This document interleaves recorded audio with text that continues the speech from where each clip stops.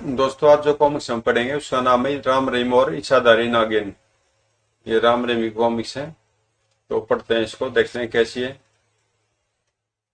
आकाश से गर्भ में दमकते तारा मंडल के मध्य अचानक एक गोलाकार अग्निपुंज को जगमगाते देख प्रोफेसर कामत की आंखों में आश्चर्य और अविश्वास के मिले जुले भाव लहर उठे। वह गोलाकार चीज, चमकती हुई चीज निश्चित रूप से कोई तारा तो हरगिज नहीं है। तो फिर वह चमकती हुई चीज क्या हो सकती है? प्रोफेसर कामत सोच में पड़ गए। शायद कोई अंतरिक्ष यान या फिर उड़न तस्तरी। इस विचार ने प्रोफेसर कामत को बुरी तरह चौंका दिया, परंतु दूसरे पल उनके होठों पर जहरीली थरथराहट उभर आई। वह सहसा ही बुदबुदा उठे। तो यह बात है। तभी अचानक स्क्रीन पर अंधेरा छा गया। प्रोफेसर कामत चौंक उठे। ओ, यह क्या हुआ? फिर उन्होंने काफी कोशिश की, लेकिन यंत्रों में उत्पन्न हुई आकस्मिक खराबी के कारण वे अपने उद्देश्य में सफल न हो सके। उधर हवा महल नाम के भव्य इमारत के मुख्य हॉल की सुरक्षा व्यवस्था को ठेंगा दिखाते हुए एक रहस्यमय स्यापोस छत पर लगी ग्रिल को हटाकर बड़े आराम से हॉल में दाखिल हो चुका था।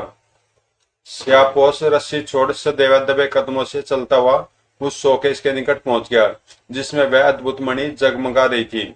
घबराओ नहीं मणि महाराज, मैं बहुत जल्द तुम्हें इस कैद से मुक्त कराकर बाहरी दुनिया में उड़ा ले जाऊंगा। हा हा हा। अगले पल उसने अपनी पीठ पर बंधा औजारों का बैग उतारा और उसमें रखे औजारों में से एक आधुनिकतम शौक प्रूफ यंत्र निकालकर शीशा काटने लगा। जल्दी शीशे का एक चौकोर टुकड़ा काटकर उसके हाथ में आ गया। तब उसने बड़े सावधानी से शोकेस में हाथ डालकर वह मणि उठा ली, लेकिन मणि को उठाते ही संपूर्ण वातावरण सायरन की आवाज से गूंज उठा। ओ, हाल तीव्र प्रकाश से ना उठा।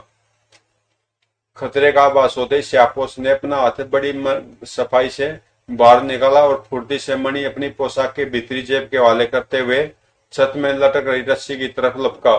दूसरे पल वह बंदरों की फुर्ती से रस्सी पर चढ़ता चला जा रहा था, लेकिन इससे पहले वह छत में बने रास्ते को पार करना जोर से ओझल हो पाता, हॉल का द्वार खुला और शस्त्रों से लैस सुरक्षा गार्ड से दनाते हुए अंदर दाखिल हो गए। उनकी निगाहें बहुत जल्द श्यापोस को ढूंढने में सफल हो गई। वो रहा। फायर! धौएं! आदेश मिलते ही गार्ड्स की बंदूकें भी गरज उठी। धौएं, धौएं!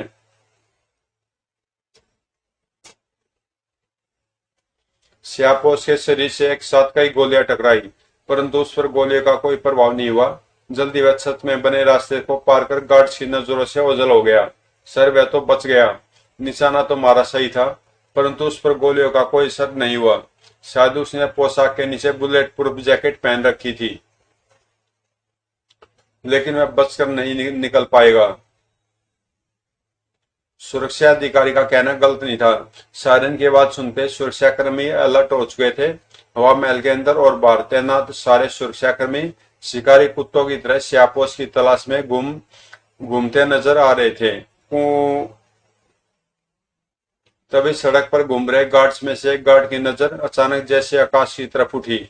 वह चीख उठा, सर, वह चोर भाग रहा है। सभी गार्ड्स उस इमारत की ओर दौड़ पड़े जिसकी छत पर श्यापोस तार द्वारा फिसलकर जा रहा था, लेकिन श्यापोस गार्ड्स को चकमा देकर अपनी कार तक पहुंचने में सफल हो गया था। फायर! किसी भी हालत में वह भागने न पाए। धौएं, धौएं!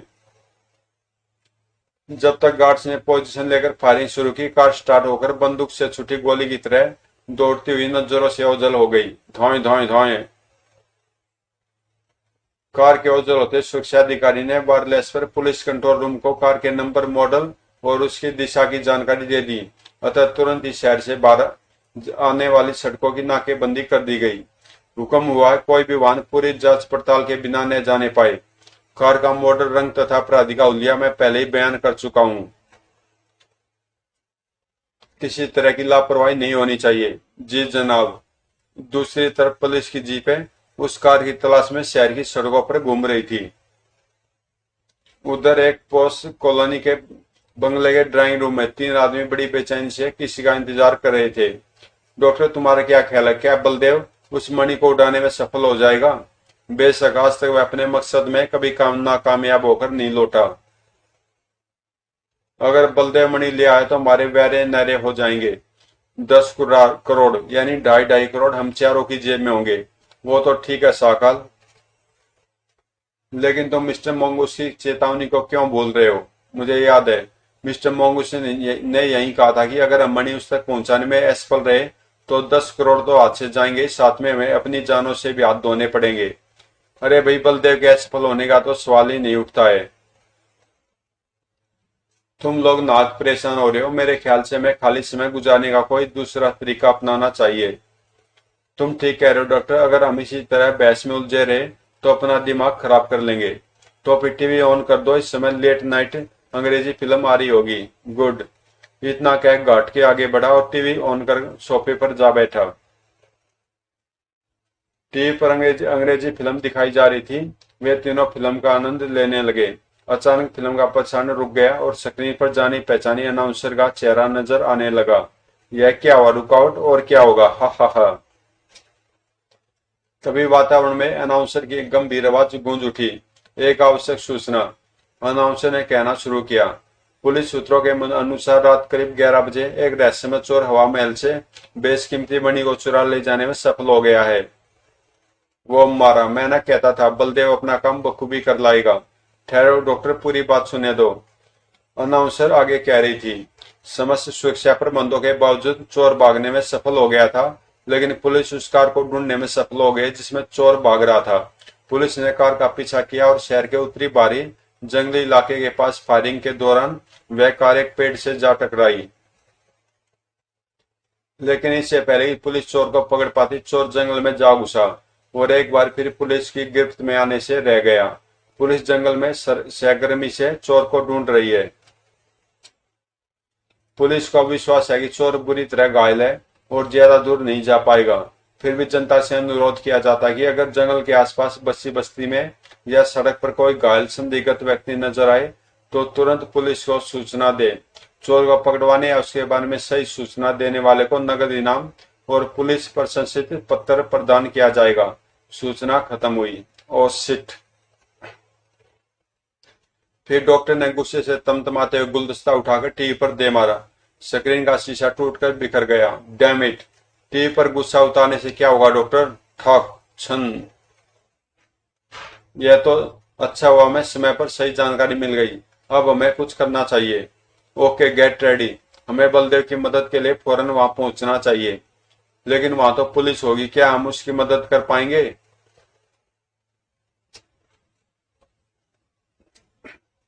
शटअप। जैसे भी हो, हमें बलदेव को पुलिस के चंगुल से निकालकर लाना ही होगा। तो फिर हमें समय बर्बाद नहीं करना चाहिए। तत्पश्चात तीनों वहां से चल दिए। उधर सी बीच पर स्थित होटल ग्राउंड की तीसरी मंजिल के एक कमरे की खुली खिड़की के निकट खड़ा राम दूरबीन आंखों से सटाए समुद्री लहरों को घूर रहा था। लगता आज की रात भी बेकार जाएगी। अभी तक स्मगलरों की बोट का कोई निशान नजर नहीं आ रहा है। वो फेंक तो कड़कती ठंड, उस पर यह इंतजार। तभी राम के शरीर से हवा का तेज सर्द झोंका टकराया। ठंड से कपकपाते हाथों से राम ने खिड़की के कपाट बंद कर दिए। कपाट पर शीशे लगे थे, अतः राम को समुद्र की नजर रखने में कोई परेशानी नहीं हो रही थी। राम कुछ देर और खिड़की के पास खड़ा रहा, तत्पश्चात थककर कुर्सी पर जा बैठा। इतनी बोरियत तो पहले कभी किसी केस में महसूस नहीं हुई। पता नहीं और कितनी रात हमें इसी तरह होटल में काटनी पड़े। राम कुर्सी पर बैठा बोरियत पर जल्ला रहा था कि तभी हवा का एक इतनी जोर का झोंका आया कि खिड़की के शीशे टूटकर बिखर गए। राम कुर्सी समेत उलटकर फर्श पर जा गिरा। ओह! गहरी नींद में सोया रहीम हड़बड़ाकर उठा ही था कि हवा में तैरने लगा। साए साए, ए मेरे मौला, ये कैसा चमत्कार है। राम भैया, तुम कहो, मुझे बचाओ, मुझे नीचे उतारो। लेकिन राम भला रहीम की क्या मदद कर सकता था? हवा इतनी तेज थी कि वह सिर उठाकर रहीम की हालत पर नजर डालने की कोशिश भी नहीं कर सकता था। वह फर्श पर चिपके हुए ही चिल्लाया, रहीम, अपने आप को संभालने की कोशिश करो। इस बवंडर के गुजर जाने के बाद ही मैं कुछ कर पाऊंगा। कुछ देर बाद तूफान अचानक शांत हो गया। रहीम धड़ाम से फर्श पर आ गिरा। दर्द के मारे वह चीख उठा। आह! राम लपक कर उसके निकट पहुंच गया और उसे बाहों में संभालते हुए बोला, रहीम, तुम ठीक तो हो ना? हाँ, जिंदा हूं। हाय मेरा थोबड़ा। घबराओ नहीं, मैं अभी पेन किलर स्प्रे कर देता हूँ, फौरन दर्द गायब हो जाएगा। इतना कह राम फौरन पेन किलर स्प्रे लाया और रहीम के चोटग्रस्त भागों में दवा का छिड़काव करने लगा। जब दर्द का प्रभाव खत्म हुआ तो रहीम का आश्चर्य प्रकट करता हुआ बोला, राम भैया यह क्या था? कहीं हमारे कमरे में कोई भूता हवा तो नहीं घुस आई थी? यह टोर्नेडो चक्रवात था मूर्ख। लेकिन मौसम तो साफ था और फिर मौसम विभाग ने भी ऐसी कोई सूचना नहीं दी थी। इससे पहले कि राम रहीम की बात का कोई जवाब देता, राम की घड़ी से विचित्र ध्वनि उत्पन्न होने लगी। क्रीं क्रीं।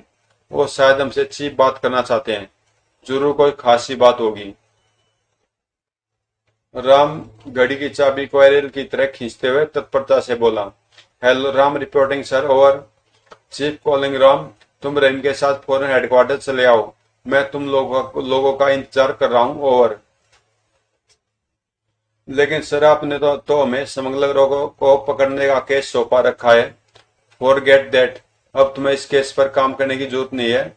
तुम दोनों फौरन हेडक्वार्टर पर पहुंचो। It's an order, over and all. Yes sir. कहने के साथ ही राम ने सम्मत विच्छेद कर दिया। राम के ट्रांसमीटर ऑफ करते ही रहीम बोल उठा, अचानक चीफ अंकल को यह क्या सूझी राम भैया? इसका जवाब तो चीफ अंकल ही दे सकते हैं, आओ चले। रहीम चुपचाप राम के पीछे चल पड़ा। उधर अंतरिक्ष यान के आधुनिकतम यंत्रों से सुसज्जित कक्ष में बैठा किंग कोबरा अपने सामने खड़ी नागिन से कह रहा था, विश्वकन्या, हमारा यान पृथ्वी पर उतर चुका है, अतः तुम्हारे प्रस्थान का समय आ गया है। मैं तैयार हूं भुवन। शाबाश, हमें तुमसे ऐसी उम्मीद थी। तुम समझ चुकी हो ना कि तुम्हें क्या करना है? हाँ भुवन, मुझे नेवला को खत्म करके हमारे देवता की आंख को वापस लाना है। लेकिन तुम नेवला को ढूंढोगी कैसे? वह निश्चय को दूसरा रूप धरकर पृथ्वी पर रह रहा होगा, उसे पहचानना इतना आसान काम नहीं है। वह जहां भी जिस रूप में होगा, देवता की आंख उसके पास होगी, अतः उस तक पहुंचना मेरे लिए कठिन काम नहीं होगा भुवन। हम तुम्हारी बुद्धिमत्ता की जितनी प्रशंसा करें कम है विश्वकन्या। तुम सचमुच हमारे देश की सबसे बुद्धिमान, चालाक और खतरनाक इच्छाधारी विश्वकन्या हो। इसीलिए नेवला को खत्म करने और आंख को वापस लाने की जिम्मेदारी हमने तुम्हें सौंपी है।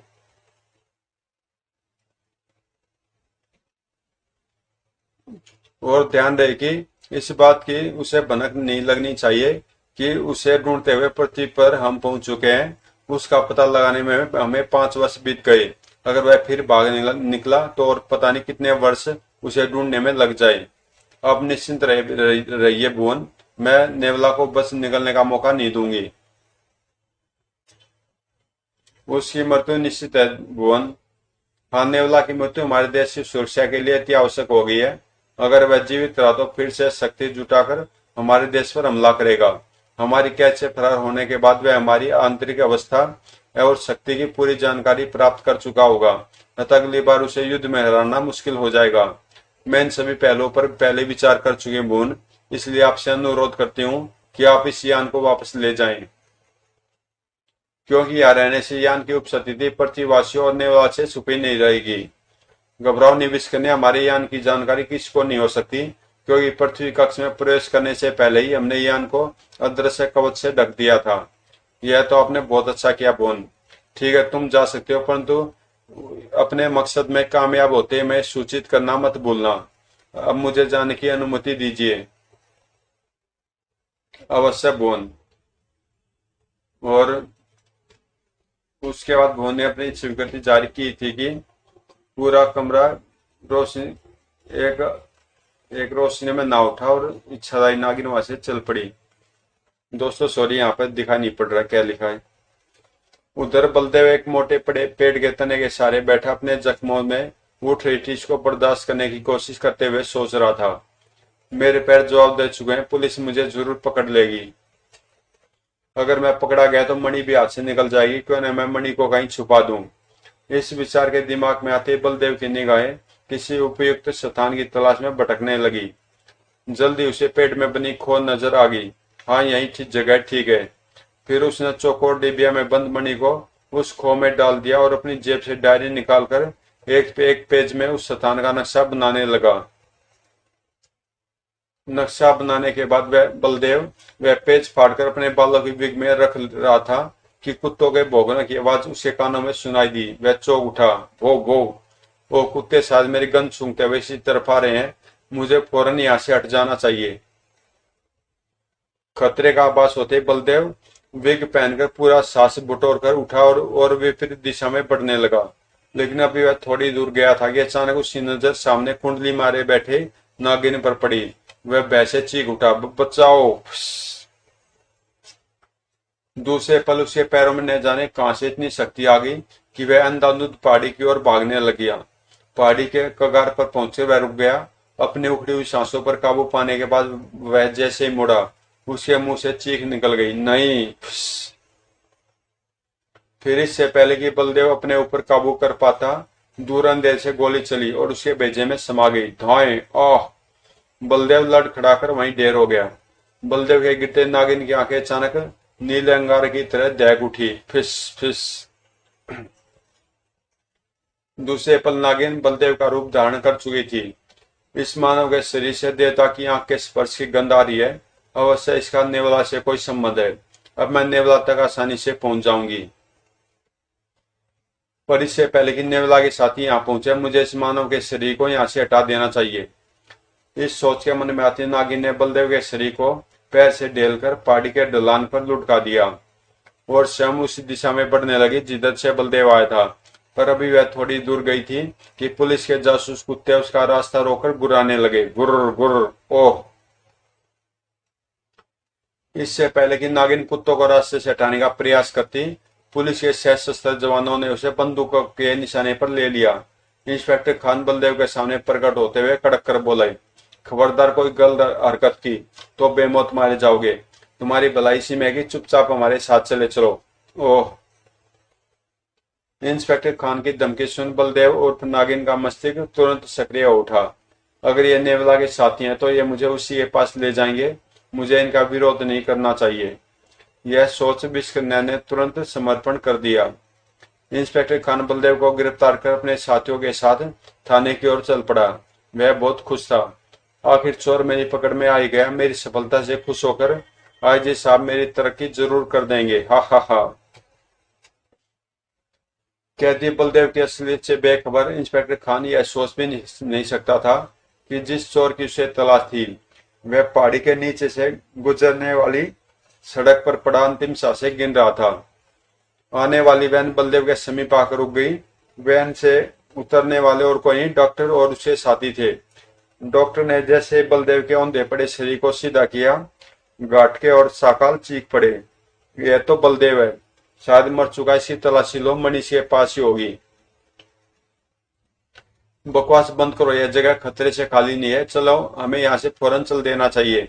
चलो, इसे उठाने में मेरी मदद करो। तत्पश्चात बलदेव के शरीर को उठाकर वैन में पहुंचाने के बाद वे तीनों वैन में बैठकर वहां से चल दिए। उधर चीफ मुखर्जी हवा महल में मणि के चोरी होने के विषय में विस्तार से बताने के बाद बोले, कुछ देर बाद पहले मिली रिपोर्ट के अनुसार चोर पकड़ लिया गया, परंतु पुलिस उसके पास से मणि बरामद नहीं कर पाई है। पूछताछ जारी है, पर मुझे नहीं लगता कि पुलिस चोर से कुछ उगलवा सकेगी। इसलिए मणि की खोज का काम मैं तुम्हें सौंपना चाहता हूँ। लेकिन सर, यह साधारण सा काम तो पुलिस आसानी से कर सकती है। बेशक पुलिस से उम्मीद की जा सकती है, परंतु सरकार रिस्क नहीं लेना चाहती। अगर मणि जल्दी बरामद नहीं हुई तो सरकार मुसीबत में पड़ सकती है। उस मणि में ऐसी क्या विशेषता है सर? उस मणि से लोगों की धार्मिक आस्था जुड़ी हुई है। यद्यपि मणि की विशेषता को गुप्त रखा गया था, फिर भी लोगों में यह धारणा दिन प्रतिदिन दृढ़ होती चली गई थी कि वह मणि देवता का रूप है। उस मणि के दर्शन कर जो कामना की जाए वह पूर्ण होती है। हाँ, मैंने अखबारों में ऐसा ही कुछ पढ़ा था। मैंने भी पढ़ा था, परंतु मैं ऐसी बातों पर विश्वास नहीं करता। लेकिन लोगों के विश्वास को सरकार नजरअंदाज नहीं कर सकती और यही सरकार की परेशानी का कारण है। गत एक साल में मणि के प्रति लोगों में कितना विश्वास जागा है, इसका अंदाजा तुम इस आंकड़े से लगा सकते हो कि प्रतिदिन 5000 श्रद्धालु सिर्फ उस मणि के दर्शन के लिए ही हवा महल में आते हैं। यह तो सचमुच आश्चर्य की बात है। चीफ मुखर्जी की बात सुन रहीम ने प्रश्न किया, सर, इससे पहले वह मणि कहाँ थी और हवा महल में कैसे पहुंची? यह तुम क्यों पूछ रहे हो? इन बातों से मणि की चोरी का भला क्या संबंध है? संबंध है सर। हो सकता है मणि को हवा महल में पहुंचाने और उसे प्रत्याशा जगाने का काम किसी योजनाबद्ध तरीके से किया गया हो। फिर तो यह काम किसी एक व्यक्ति का नहीं हो सकता। बिल्कुल ठीक सर, मैं भी यही कहना चाहता हूँ कि यह काम किसी गैंग का है। अब वही गैंग मणि की चोरी करवाकर लोगों में सरकार के प्रति रोष पैदा करना चाहता है। मुझे तो इस चोरी के पीछे किसी सुनियोजित षड्यंत्र की गंध नजर आ रही है। इसलिए षड्यंत्रकारियों तक पहुंचने और मणि को ढूंढ निकालने के लिए मणि का इतिहास जानना जरूरी है। बहुत खूब, तुम्हारी दलील में दम है। तब राम जोर देता हुआ बोला, प्रेम ठीक कह रहा सर, इस संभावना को नकारा नहीं जा सकता। लेकिन मणि का इतिहास ऐसा नहीं है जिससे यह प्रतीत हो कि मणि की उत्पत्ति किसी षड्यंत्र को अंजाम देने के लिए की गई है। दरअसल मणि का इतिहास ज्यादा पुराना नहीं है। करीब 4 वर्ष पूर्व एक देहाती मूर्ख बालक को वह मणि नदी किनारे पड़ी मिली थी। उसने उसे मामूली कांच का टुकड़ा समझकर अपनी जेब में रख लिया था, परंतु उस दिन के बाद से उस बालक में आश्चर्यजनक परिवर्तन आने लगा था। वह जिस बीमार के सिर पर हाथ फेर देता वह ठीक हो जाता था। जो मुंह से कहता था सच हो जाता था। अतः लोगों में यह धारणा बन गई कि उस बालक को किसी देवी देवता का आशीर्वाद मिल गया है। धीरे धीरे उस बालक का यश फैलने लगा और लोग दूर दूर से उसके दर्शन को आने लगे। किसी तरह यह खबर गुप्तचर विभाग के कानों तक पहुंच गई। उन्हें शक हुआ कि उस बालक के पीछे किसी विदेशी ताकत का हाथ है। अतः उस बालक को पकड़कर अधिकारियों ने उसकी जांच शुरू की, लेकिन उस मणि के अलावा कोई अन्य संदिग्ध वस्तु उनके हाथ नहीं लगी। मणि की जांच करने पर पाया गया कि उस मणि का ताल्लुक प्राचीन युग से है। अतः सरकार ने मणि को जब्त कर प्रदर्शन के लिए हवा महल में रख दिया। पर उस लड़के का क्या हुआ? लड़के को छोड़ दिया गया था, लेकिन कुछ दिनों बाद बड़े रहस्यपूर्ण ढंग से उसकी मृत्यु हो गई थी। तभी से हवा महल में मणि की सुरक्षा के कड़े प्रबंध कर दिए गए थे। क्या उस बालक की मृत्यु के कारण का पता चल सका था? कैसे पता चलता उसे? अब तक पुलिस लड़के के पास पहुंची, वह हड्डियों के कंकाल के रूप में तब्दील हो चुका था। वो बड़ी अजीब बात है। तभी रहीम बोला, मेरी तो यही समझ में नहीं आ रहा कि वह लड़का कंकाल कैसे बन गया था। तुम्हारे सवाल का जवाब आज तक भी रहस्य बना हुआ है। प्रत्यक्षदर्शियों का कहना है कि जब बालक सुबह घर से निकला था तो भला चंगा था, लेकिन धूप पड़ते उसका शरीर मोम की तरह पिघलने लगा था और देखते ही देखते वह हड्डियों का ढांचा बन गया था। ऐसा लग रहा है जैसे हम कोई जादुई कहानी सुन रहे हैं। Oh my God! लेकिन यह किस्सानी हकीकत है। फिर तो मणि का पता लगाने के लिए हमें उस चोर का इशारा लेना पड़ेगा। चोर राजपुर थाने में बंद है, चाहो तो अभी जाकर मिल लो। पुलिस डिपार्टमेंट तुम्हें पूरा सहयोग देगा। ठीक है सर, हम अभी से अपनी कार्यवाही शुरू कर देते हैं। Wish you good luck. Thank you sir. अब हमें इजाजत दीजिए। तत्पश्चात चीफ मुखर्जी विद्यालय राम रहीम हेडक्वार्टर से बाहर आए और मोटरसाइकिल से पर सवार होकर राजापुर थाने की ओर चल पड़े। राजपुर थाना पहुंचकर उन्होंने मोटरसाइकिल थाने के कंपाउंड में खड़ी की और दन दनाते हुए थाने की इमारत में दाखिल हो गए। वे सीधे इंस्पेक्टर खान के कक्ष में पहुंचे, परंतु वहां इंस्पेक्टर खान की बजाय सब इंस्पेक्टर चेतन दास बैठा था। राम रहीम को आते देख वह चकित स्वर में बोला, आप लोग यहाँ इस वक्त? हाँ, हमें केस के सिलसिले में यहाँ आना पड़ा है। लेकिन इंस्पेक्टर खान कहाँ है? हमें उनसे तुरंत मिलना चाहते हैं। इस समय खान साहब बहुत व्यस्त हैं। बेहतर होगा आप लोग उनसे सुबह मिले। हम लोग सुबह का इंतजार नहीं कर सकते अंकल। आप सिर्फ इतना बता दीजिए कि वे इस समय कहाँ हैं। हवा महल से चोरी मणि के संबंध में मैं उनसे कुछ जरूरी बातें करनी है। ओह, अब समझ में आया कि आप लोग इतनी रात गए यहाँ क्यों आए हैं। आप हमारा समय बर्बाद कर रहे हैं। सॉरी। तब सब इंस्पेक्टर ये चेतन दास द्वार की तरफ बढ़ता हुआ बोला, आप लोग मेरे साथ आइए। राम रहीम सब इंस्पेक्टर चेतन दास के पीछे चल पड़े।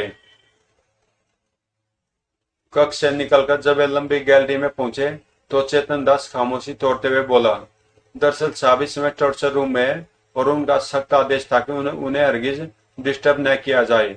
मैं समझ रहा हूँ, आप निश्चिंत रहिए, आप पर कोई आंच नहीं आएगी। तभी रहीम ने पूछा, टॉर्चर रूम में खान अंकल क्या कर रहे हैं? चोर से मणि का पता उगलवाने की कोशिश कर रहे हैं। ओह, तब तक वे टॉर्चर रूम के दरवाजे के पास पहुंच चुके थे। अतः बातचीत का सिलसिला यहीं खत्म हो गया था। चेतन दास ने द्वार पर पहरा दे रहे संतरियों से द्वार खोलने को कहा। द्वार खुलते चेतन दास और रामनीम अंदर दाखिल हो गए, लेकिन कक्ष में कदम रखते तीनों बुरी तरह चौंक उठे। ओ माय गॉड, ओह! चेतन दास लपक कर बेहोश इंस्पेक्टर खान के पास पहुंचा और बौखलाए अंदाज में बोला, सर आपको क्या हुआ सर?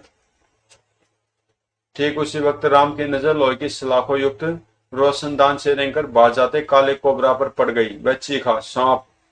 चेतन दास और रहीम की नजरें भी सांप पर जा टिकी। दूसरे पल सब इंस्पेक्टर चेतन दास ने तुरंत बाहर खड़े दोनों संतरियों को बुलाकर इंस्पेक्टर खान को अस्पताल पहुंचाने का आदेश दिया। संतरियों ने तुरंत आदेश का पालन किया। संतरियों के जाने के पश्चात चेतन दास परेशान अंदाज में बोला, समझ में नहीं आता यह सांप कहां से आ गया। हो सकता है यह करामात अपराधियों की ही हो। तभी राम ने उनकी बातों को नजरअंदाज करते हुए सब इंस्पेक्टर चेतन दास से पूछा, अंकल आपने कहा था कि खान अंकल यहाँ चोर से पूछताछ कर रहे हैं, लेकिन यहाँ तो और कोई भी नहीं है। अरे हाँ, यह तो मैं भूल ही गया था, चोर कहाँ गया? क्या मतलब, क्या चोर यही था? बिल्कुल यही था, 100% यही था। अगर यहाँ था तो फिर कहाँ चला गया? यही तो मेरी समझ में नहीं आ रहा है। लगता है मैं पागल हो जाऊंगा। कहीं ऐसा तो नहीं कि वह सांप चोर के पास रहा हो, मौका देख उसने सांप छोड़ दिया हो और सांप ने जैसे ही खान अंकल को काटा हो वह सिपाहियों को रिश्वत देकर फरार हो गया हो। इम्पॉसिबल, संभव। यहाँ सबसे काबिल और ईमानदार सिपाहियों को ड्यूटी पर तैनात किया गया था, इसलिए रिश्वत लेने का तो सवाल ही नहीं उठता। और चोर के पास सांप का होना भी नामुमकिन नहीं है, क्योंकि यहाँ लाने से पहले सांप और मेरी मौजूदगी में उसकी अच्छी तरह तलाशी ली गई थी। क्या यहाँ से निकलने का कोई दूसरा रास्ता नहीं है? नहीं। तो फिर चोर कहाँ गायब हो गया? राम की परेशानी पर सिलवटें उभरती चली गई। तभी रहीम राम की सोचों को भंग करता हुआ बोला, राम भैया यह केस तो सुलझने की बजाय उलझता ही जा रहा है। अब इस मामले ने टेढ़ा ही रूप अपना लिया है। अब इस मामले ने टेढ़ा ही रुख अपना लिया है। आज की रात तो जैसे अनबुझी पहेलियों की रात है। पहले अकस्मात चक्रवात का आना, फिर चीफ अंकल की कॉल और मणि की खोज का काम हमें सौंपा जाना, और अब रहीम हर पहेली का कोई न कोई जवाब जरूर होता है। तुम अपने दिमाग पर जोर से ज्यादा और जोर मत डालो और सुबह होने का इंतजार करो। खान अंकल के होश में आते ही तुम्हें कई सवालों का जवाब मिल जाएगा। तभी हवलदार राम सिंह अंदर आया और बोला, साहब अस्पताल से खबर आई है कि खान साहब को होश तो आ गया है, लेकिन वे अपनी याददाश्त खो चुके हैं। Oh no! राम रहीम स्तब्ध से खड़े रह गए। चेतन दास अपनी भावनाओं पर काबू करते हुए बोला, क्या उन्हें सांप ने काटा था? नहीं सर, डॉक्टर का कहना कि वे शायद किसी सदमे के कारण बेहोश हो गए थे। चेतन दास चौंक कर बोला, सदमा? कैसा सदमा? यह तो पता नहीं साहब। ठीक है, चलो मैं खुद अस्पताल चलता हूँ। तब चेतन दास राम रहीम के साथ चलता हुआ थाने से बाहर निकल आया। वहां एक जीप पहले से ही तैयार खड़ी थी। चेतन दास राम रहीम से विदा ले जीप में जा बैठा। जीप के जाते ही रहीम राम से बोला, राम भैया तुम उस चोर को कैसे पकड़ोगे? अब तो रही से उम्मीद भी खत्म हो गई। उम्मीद कभी खत्म नहीं होती रहीम, कभी कभी कुछ देर के लिए इंसान उसे खो जरूर देता है। इतना कहकर राम ने मोटरसाइकिल स्टार्ट की और उस पर सवार होकर बोला, चलो बैठो। रहीम चुपचाप राम के पीछे बैठ गया। रहीम ने के बैठते ही राम ने मोटरसाइकिल दौड़ा दी। उधर एक बहुमंजिली इमारत के दूसरी मंजिल के फ्लैट नंबर 35 के दरवाजे पर किसी ने दस्तक दी। दस्तक सुन सोए हुए दंपति की आंखें खुल गई। तब तब पता नहीं कौन बदतमीज है जो इतनी रात के दरवाजा पीटे जा रहा है, जरा देखो तो कौन है। पति के कहने पर पत्नी उठी और शयन कक्ष से बाहर निकल गई, लेकिन दरवाजा भी पीटा जा रहा था। वह गुस्से से चिल्लाई, अरे क्या दरवाजा तोड़ डालोगे? रुको भी, आ तो रही हूँ। धप धप। फिर वह लंबे लंबे डंक भरती हुई दरवाजे के निकट पहुंची और झटके से द्वार खोल सामने खड़े अपने पड़ोसी मनमोहन को खा जाने वाली नजरों से घूरती हुई बोली, आपको थोड़ी सी अकल है कि नहीं? यह भी कोई समय किसी को जगाने का? माफ कीजिए सुजाता जी, मेरी हालत अचानक बिगड़ने लगी है। मैं अपने डॉक्टर को फोन करना चाहता हूँ। इस बिल्डिंग में आपके सिवा किसी के यहाँ फोन नहीं है, इसलिए आपको तकलीफ देनी पड़ी। हमने फोन क्या लगवाया, मुसीबत मोल ले ली। प्लीज। मनमोहन गिड़ा उठा। मनमोहन को गिड़गिड़ाते देख सुजाता का मन पसीज गया। उसने उसे फोन करने की इजाजत दे दी। इजाजत मिलते ही मनमोहन तेजी से ड्राइंग रूम में रखे फोन की तरफ चल पड़ा। फोन रहेगा तो यह पागल मुआ रोज परेशान करेगा, उनसे कहकर कल ही फोन कटवा दूंगी। उधर मनमोहन ने फोन पर किसी का नंबर डायल किया और संबंध स्थापित होते ही बोला, प्रोफेसर मैं मनमोहन बोल रहा हूँ। ओ तुम, क्या बात है? मेरी हालत फिर से बिगड़ने लगी है, लगता मुझे फिर से दौरा पड़ने वाला है। घबराओ नहीं, तुम्हारे पास जो दवा उसे खा लो। मैं दवा ले चुका हूँ प्रोफेसर, लेकिन कोई असर नहीं हो रहा है। ओह, फिर प्रोफेसर कामत ने पूछा, तुम कहाँ से बोल रहे हो? अपने पड़ोसी के घर से। ठीक है, तुम अपने फ्लैट पर मेरा इंतजार करो, मैं फौरन पहुंच रहा हूँ। इतना कहने के साथ ही प्रोफेसर ने संबंध विच्छेद कर दिया। इधर संबंध विच्छेद हो जाने के बाद बावजूद मनमोहन रिसीवर कान से सटाए बुत बना खड़ा था। उसकी इस हरकत पर सुजाता को गुस्सा आ गया। वह कर्कश स्वर में बोली, ए मिस्टर, तुम पागल तो नहीं हो? सुजाता के शब्द सुन मनमोहन बिफर कर बोला, क्या कहा? पागल? मैं पागल हूँ? हाँ हाँ, तुम पागल हो। अब जाओ यहाँ से, आइंदा यहाँ फोन करने कभी मत आना। तूने मुझे पागल कहा, मैं तुझे जिंदा नहीं छोड़ूंगा। कहने के साथ ही मनमोहन ने हाथ बढ़ाकर उस सुजाता को गर्दन से थाम लिया। हा हा हा, आह बचाओ। सुजाता की चीख सुन उसका पति राकेश दौड़ता हुआ सुजाता की मदद के लिए आ पहुंचा, परंतु मनमोहन के गुस्से ने उसे दूर उछाल दिया। भ्युम, आह। लेकिन राकेश ने अपने आप को संभाला और मनमोहन पर टूट टूट पड़ा। मनमोहन सुजाता को छोड़ राकेश को अपनी फौलादी गिरफ्त में कसते हुए गुर्राया। ठीक है, पहले तुझे ही ठिकाने लगा देता हूँ। हा हा हा, आह नहीं। अपने पति की जान खतरे में देख सुजाता दरवाजा खोल खोल भागती हुई बालकनी में जा पहुंची और पूरी ताकत से सहायता के लिए पुकारने लगी। यही वह समय था जब राम रहीम राजपुर थाने से घर लौट रहे थे। सुजाता की पुकार सुन राम मोटरसाइकिल को ब्रेक लगाते हुए बोला, बचाओ बचाओ, कोई और सहायता के लिए पुकार रही है। राम भैया, वो देखो सामने वाली बिल्डिंग की बालकनी में कोई औरत खड़ी है। हाँ, लगता है वह किसी मुसीबत में है, हमें तुरंत उसकी मदद के लिए पहुंचना चाहिए। तत्पश्चात मोटरसाइकिल वहीं खड़ी करके राम रहीम बिल्डिंग की ओर दौड़ पड़े। उधर चलती वैन में डॉक्टर ने बलदेव की तलाशी ले ली थी, परंतु पूरी तलाशी के बाद भी जब उसे मणि नहीं मिली तो वह हताश स्वर में बोला, मणि बलदेव के पास नहीं है, लगता है इसने मणि जंगल में ही कहीं छुपा दी है।